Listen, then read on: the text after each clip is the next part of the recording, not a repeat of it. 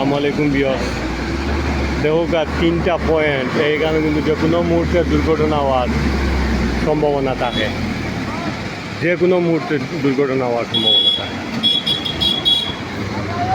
ওই যে এদিকটা কি স্কোয়ার এদিক হয় দেখো ও আর একটা গাড়ি এখানে কিন্তু রয়েছে। এই যে এখানে কোনো ধরনের কোনো সিগনাল সাইনবোর্ড বা স্পিড ব্রেকার এগুলা কিচ্ছু নাই। এখানে হাইওয়ে রোড, কিন্তু এই ধরনের কোনো সতর্কতামূলক কোনো চিহ্ন নাই।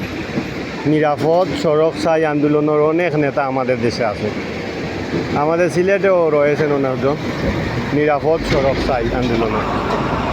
কিন্তু আসলে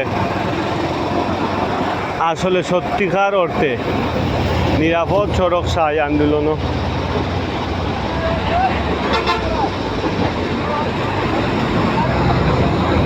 যারা যারা কাজ করেন তারা কিন্তু কতটুকু নিরাপদ সড়ক চাই আন্দোলন। ঠিক আছে, মাশাল্লাহ ফিরে ঘুরিয়েছি। এইটুকু আর একটা এলসি গাড়ি নিয়ে বই দিচ্ছে বুঝছো, মাশাল্লাহ।